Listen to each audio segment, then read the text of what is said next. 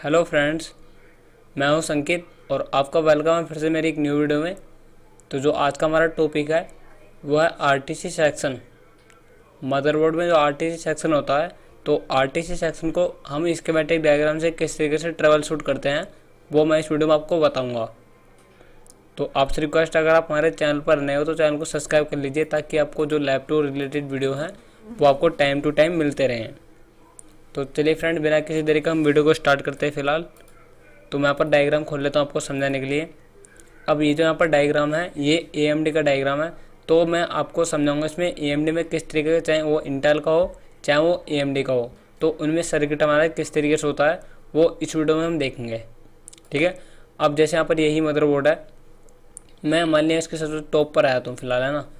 अब RTC circuit को अगर मदरबोर्ड में फाइंड करना, वैसे अगर हम पेज टू पेज देखें इसमें तो बहुत टाइम लग जाएगा ना, लेकिन मैं आपको सबसे सिंपल तरीका बताता हूँ आपको आरटीसी सर्किट पर पहुँचने का। तो अगर आपको मदरबोर्ड में आरटीसी सर्किट फाइंड करना है तो आपको क्या करना है, ये जो आपका सर्च बार होता है, मतलब PDF रीडर में एक सर्च बार होता है, वहाँ पर आपको सर्च कर देना आरटीसी। चाहे वो इंटेल का मदरबोर्ड हो, चाहे वो AMD का हो, चाहे वो पेंटियम का हो, चाहे वो सेलोन को, है ना। उसमें आपको क्या टाइप करना है, आरटीसी। सिर्फ और सिर्फ आपको आरटीसी टाइप करना है। तो कहाँ कहाँ पर जाएगा वो तो देखता हूँ पहले मैं। तो एक तो देखो हमारे यहाँ पर आया आरटीसी बैटरी लिख कर, है ना। तो और नेक्स्ट करते हैं हमारे यहाँ पर, और नेक्स्ट करते हैं हम इसको। और कब तक नेक्स्ट करेंगे, जब तक हमारा आरटीसी का जो बैटरी कनेक्टर नहीं होता वो आ नहीं जाता है ना। तो एक आपका यहाँ पर आया, देखो यहाँ पर थोड़ा सा जूम करता हूँ इसको, यहाँ पर लिखा हुआ आरटीसी बैट। तो थोड़ा एक बार इसको फिर से नेक्स्ट करते हैं हम। कब तक नेक्स्ट करेंगे, जब तुम्हारा बैटरी कनेक्टर नहीं आ जाता है ना। तो अभी आप यहाँ पर देखो, जैसे मैंने इसको नेक्स्ट किया फिर से, तो यहाँ पर ये देख सकते हो आप। एक सेकंड, मैं यहाँ पर थोड़ा पेन ले लेता हूँ समझाने के लिए आपको।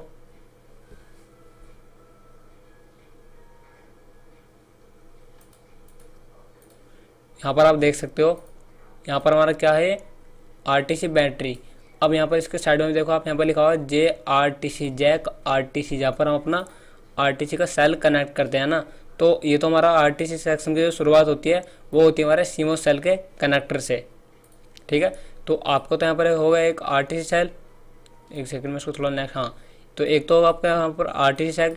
अब इसके बाद क्या आता है आपका, तो इसके बाद आता है आपका एक dual anode common cathode diode, ये कह लो आप डुअल एनोड डायोड, है ना।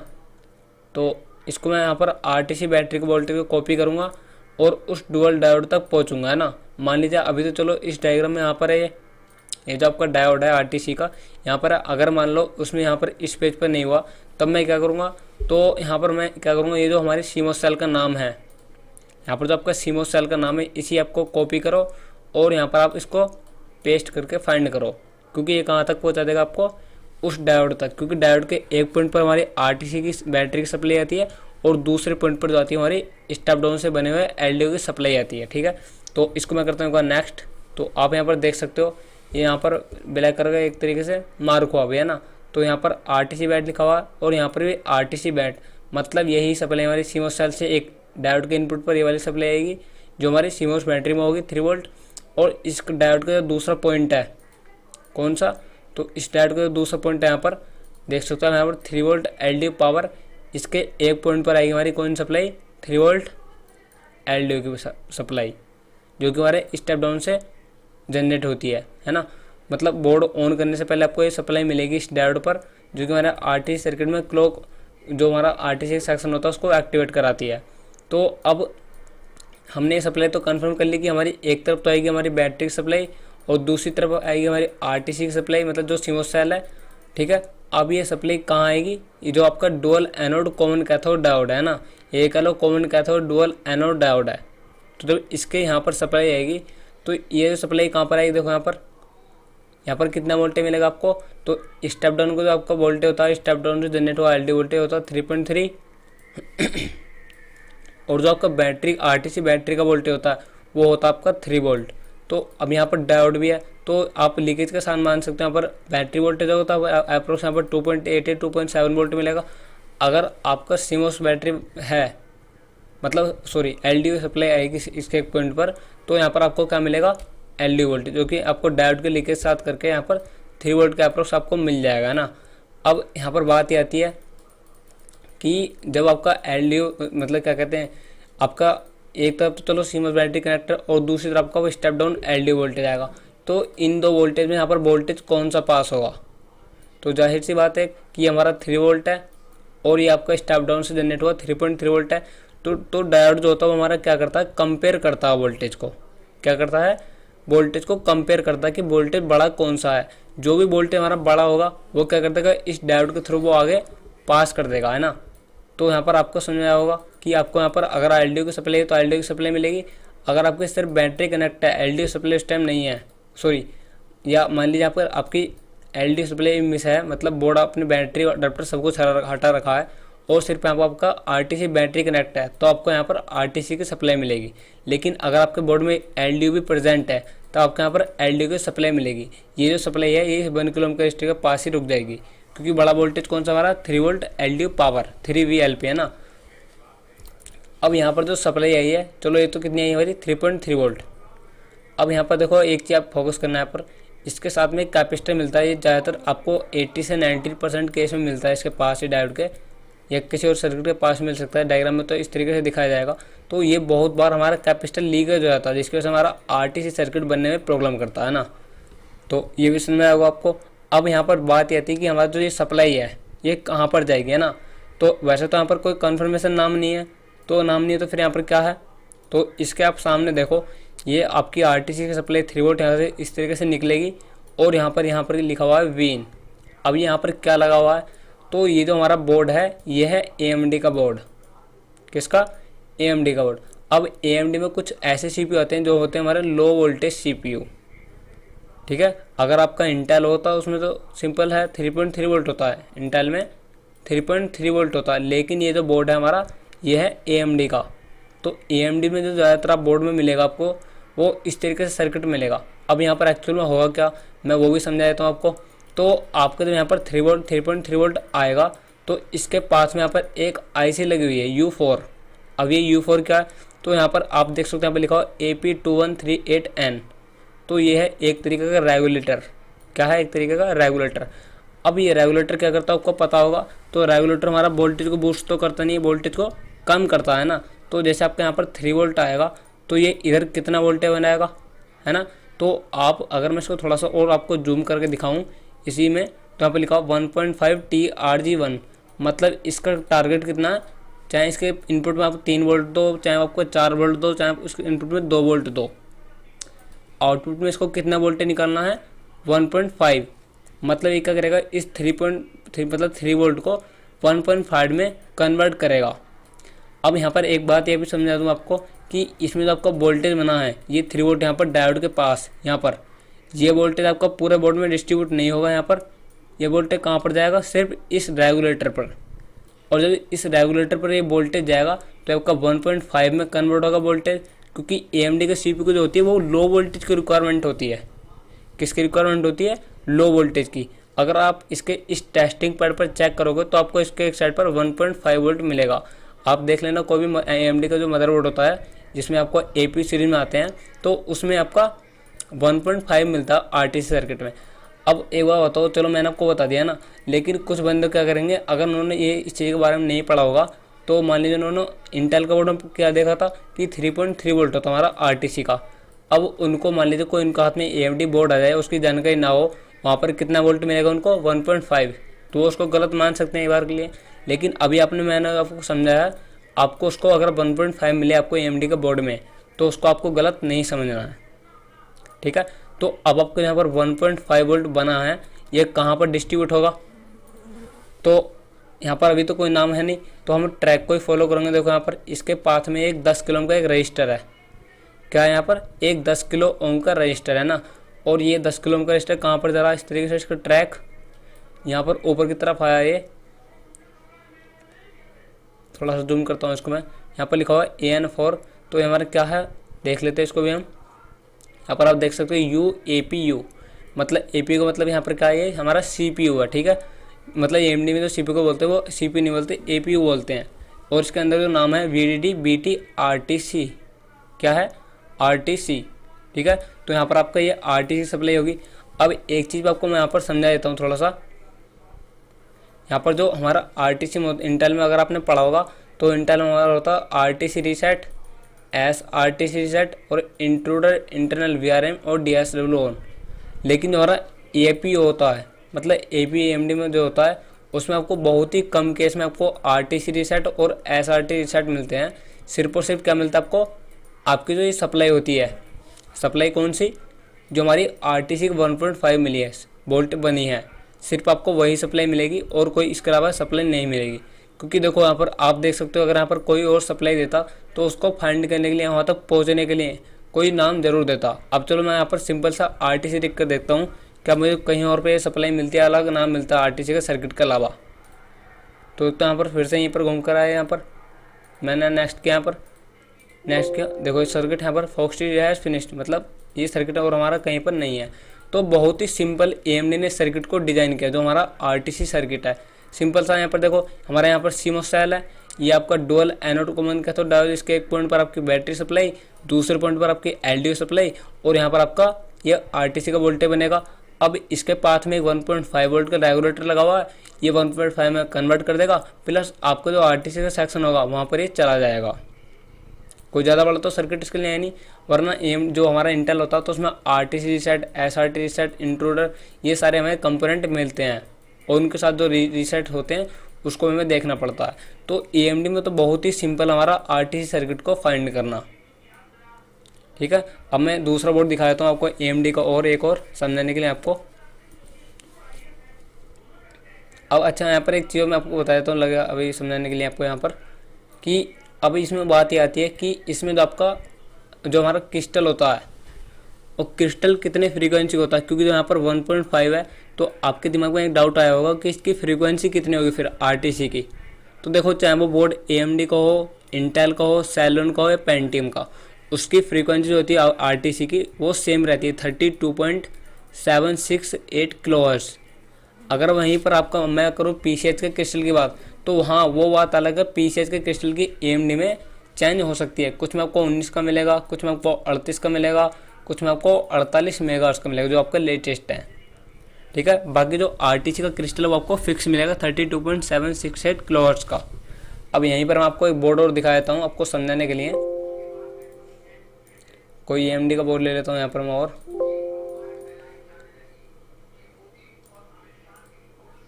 यहाँ पर मैं थोड़ा सा खोल लेता हूँ इसको समझाने के लिए एक बार आपको।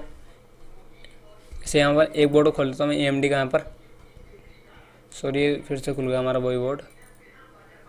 यहाँ पर आप देख सकते हो हमारा विस्टोन कंपनी का डायग्राम है। अब मैं इसमें यहीं से फाइंड करूँगा क्या, आरटीसी। अब ध्यान रखें, कोई सा बोर्ड हो आपको उसमें आरटीसी सर्किट को फाइंड करने के लिए, वैसे देखो आप यहाँ पर जो आपका ब्लॉक डायग्राम होता है इसमें आपका नंबर डाला होता है कौन सा सर्किट कहाँ पर है। अगर आपको यहाँ पर ना मिले तो आप क्या करो, सिंपल सा यहाँ पर आरटीसी आप लिख दो, आरटीसी। ठीक है, तो मैंने यहाँ पर आरटीसी सर्किट सर्च किया, तो थोड़ा सा इसको मैं करता हूँ जूम, तो इसको करता हूँ मैं नेक्स्ट, कि ये सप्लाई कहाँ कहाँ पर जाएगी।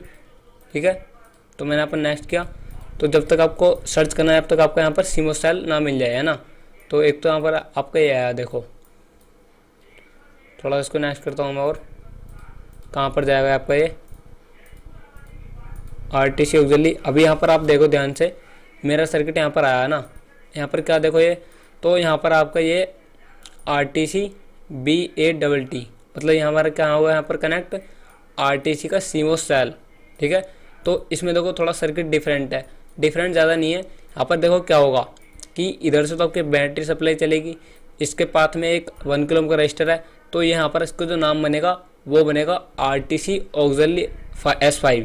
ठीक है, और दूसरी तरफ से हमारी ये जो है, ये आपके डायोड के थ्रू एक स्टेप डाउन से आएगी सप्लाई, एलडीओ सप्लाई, जिसको मैंने बताया था आपको पहले भी, और इसका नाम यहाँ पर क्या बन जाएगा, आरटीसी ऑक्सिलरी।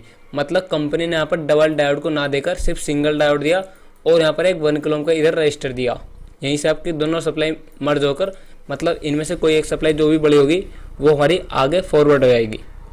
ठीक है, तो अब यहाँ पर क्या होगा। ठीक है, तो अब यहाँ पर हमें जो आगे का सर्किट फाइंड करना है, वो जो करना वो करना है इस नाम से। यहाँ पर जो लिखा हुआ आरटीसी ऑक्सिलरी S5, इस नाम का हमें कॉपी करना है। कॉपी मैंने इसको किया जब, और यहाँ पर आपको पेस्ट कर देना है इस नाम को, और यहाँ से इसको करना नेक्स्ट। तो इसको मैंने नेक्स्ट किया तो एक तो आपके यहाँ पर आया, देखो कहाँ पर आया, तो आपका ये एक बैटरी रिसेट स्विच है। और करते हैं इसको नेक्स्ट, कहाँ पर आएगी सप्लाई आपकी है। तो देखो यहाँ पर भी आपका AMD में सेम सिस्टम है। यहाँ पर देखो ये आपका इस तरीके से RTC सप्लाई आएगी 3.3 इनपुट में, है ना। और इसके पाथ में एक LDO लगा हुआ है। इसका यहाँ पर AP मतलब रेगुलेटर और 1.5 मतलब 1.5 TRG मतलब टारगेट। तो ये जो आउटपुट में टारगेट मतलब वोल्टेज जो बनाएगा, कितना बनाएगा 1.5। और आप यहाँ पर साफ साफ मेंशन में देख सकते हो, लिखा हुआ है यहाँ पर RTC 1.5 पावर, मतलब यहाँ पर कितना वोल्टेज बनेगा 3.3 वोल्ट से कन्वर्ट होकर 1.5 वोल्ट, ठीक है। और उसके बाद हमारा 10 किलो ओम के रजिस्टर के द्वारा ये आपका किस में चलाया जाएगा, PCH के अंदर, ठीक है। बाकी यहाँ पर देखो कुछ नाम दिया हुआ है, इसको भी देख लेते हैं। और कहाँ पर डिस्ट्रीब्यूट होगा आपका RTC सप्लाई, तो इसको मैंने ऐसे किया कॉपी पेस्ट और इसको करते हैं ऐसा नेक्स्ट। नहीं देखो कहीं नहीं गया, सिर्फ हमारा, इसको भी एक बार देख लेते हैं कि कहाँ पर हमारा नाम गया है, कॉपी पेस्ट और इसको मैंने किया नेक्स्ट। देखो कहीं नहीं गया, सिर्फ हमारा क्या मिला इसमें RTC VCC। ना तो हमें इसमें RTC रिसेट मिला, ना ही हमें RTC रिसेट मिला, ना ही हमें इंट्रूडर और ना ही हमें इंटरनल VR इनेबल मिला। अब एक बार इसमें देख लेते हैं यहाँ पर क्रिस्टल आएगा यहाँ पर कहीं पर आसपास, उसको भी देख लेते हैं कितनी फ्रीक्वेंसी का हुआ वो, है ना, क्योंकि क्रिस्टल भी देखना ज़रूरी है हमें। तो एक दो आपको क्रिस्टल देखो यहाँ पर है, कितने किलो ओम का, यहाँ पर 20 मेगा ओम का यहाँ पर रजिस्टर लगा हुआ है। और यहाँ पर 32.768, तो ये तो हमारे आयो के लिए होगा। आयो के लिए क्यों, क्योंकि यहाँ पर लिखा हुआ 32X1, यहाँ पर लिखा हुआ 32X1, मतलब ये हमारा आयो के लिए क्रिस्टल का कनेक्शन इसके साथ है। तो कोई दिक्कत, सॉरी हाँ एक सेकेंड, नहीं सॉरी, ये आयो नहीं है हमारा, ये हमारा PCH के लिए RTC का क्रिस्टल है 32.768। क्योंकि बहुत बार क्या होता है, लैटिट्यूड के जो सीरीज होते हैं उनमें भी आयो के लिए क्रिस्टल होता है, लेकिन इसमें आयो के लिए क्रिस्टल नहीं है। ये आपका कौन सा क्रिस्टल है, ये आपका जो हमारा PCH है उसके लिए RTC का क्रिस्टल 32.768 का, ठीक है। तो मैंने आपको बताया था कि जो हमारा RTC का AMD में क्रिस्टल होता है वो भी हमारा फिक्स होता है 32.768। और इसके बाद एक बार देखते हैं हम इसका क्रिस्टल नंबर यहाँ पर क्या है, X60, मैं 2 लिख कर देता हूँ इसको फाइंड करके क्रिस्टल के नंबर से।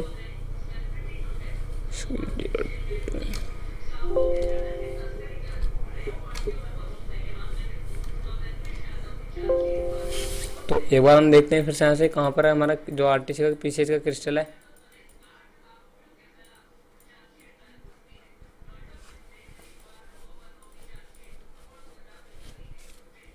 तो यहाँ पर देखो आप,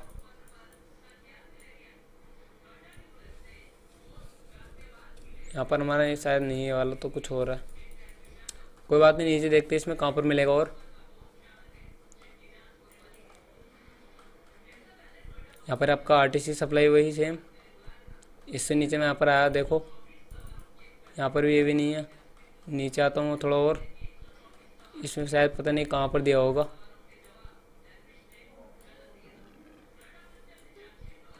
थोड़ा और नीचे देखते हैं इसमें। तो वैसे तो अगर आप देखोगे ना उसमें तो आपको मिल जाए, देखो यहाँ पर इसमें ये रहा, देखो यहाँ पर लिखा हुआ है X1901। तो यहाँ पर कितने मेगाहर्ट्ज़ का क्रिस्टल लगा हुआ है, वैसे यहाँ पर लिखा रखा है DY मतलब नहीं लगा हुआ। तो फिर यहाँ पर इसकी जगह क्या यूज किया गया वैसे देख लेते हैं इसको भी। यहाँ पर देखो ये क्रिस्टल लगा हुआ आपका, यहाँ पर जो है ये वाला क्रिस्टल लगा हुआ है। अब ये वाला क्रिस्टल कितने मेगाहर्ट्ज़ का, तो आप नीचे देख सकते हो यहाँ पर 48 mHz, मतलब इसमें जो PCH का क्रिस्टल है वो कितने मेगाहर्ट्ज़ का है, 48 मेगाहर्ट्ज़ का। अगर यहीं पर आपका होता RTC क्रिस्टल, मतलब AMD में आपका RTC क्रिस्टल कितने का मिलेगा, 32.768 का, ठीक है। तो इसमें जो आपका RTC का क्रिस्टल है उसकी वैल्यू फिक्स मिलेगी, बाकी जो आपका PCH का क्रिस्टल है उसकी वैल्यू थोड़ी ऊपर या नीचे हो सकती है, मतलब 38 का भी हो सकता है, 48 का भी हो सकता है और आपका 19 का भी हो सकता है, और कुछ में बोर्ड में 14 मेगाहर्ट्ज़ का भी आपको देखने को मिलेगा। तो कुछ इस तरीके से आपको RTC सर्किट को फाइंड करना है, ठीक है। अब जाहिर सी बात यहाँ पर ये भी है कि जब आपका इसमें क्लॉक मतलब बढ़ा है 48 मेगाहर्ट्ज़ हुआ है, तो कहीं ना कहीं आपकी थोड़ी फ्रीक्वेंसी भी इसमें बढ़ेगी। तो इसकी तो आपको एक्चुअल टेस्टिंग करोगे आप, वो DSO में इसकी 48 मेगाहर्ट्ज़ शो होनी चाहिए। अगर वो कम या ज़्यादा शो होती है तो आपका कहीं ना कहीं वो क्रिस्टल में प्रॉब्लम होती है, ठीक है। तो इस तरीके से आपको AMD हो चाहे वो इंटेल हो, RTC लिखकर आपको यहाँ पर सर्च बार में जहाँ पर भी आपको CMOS सेल से स्टार्ट करना है आपको RTC सर्किट को रीड करने के लिए। तो आई होप फ्रेंड्स आपको मेरी ये वीडियो पसंद आई होगी आपको। तो अगर आपको मेरी वीडियो पसंद नहीं हो तो आप वीडियो को लाइक कर सकते हैं, और अगर आप हमारे चैनल पर नए हो तो चैनल को सब्सक्राइब कर सकते हैं। बाकी अदरवाइज़ आपको कोई laptop chip level complete course करना है तो उसके लिए भी आप हमसे कॉन्टैक्ट कर सकते हैं। थैंक यू फ्रेंड्स, मिलते हैं आपको नेक्स्ट वीडियो में, तब तक के लिए बाय बाय।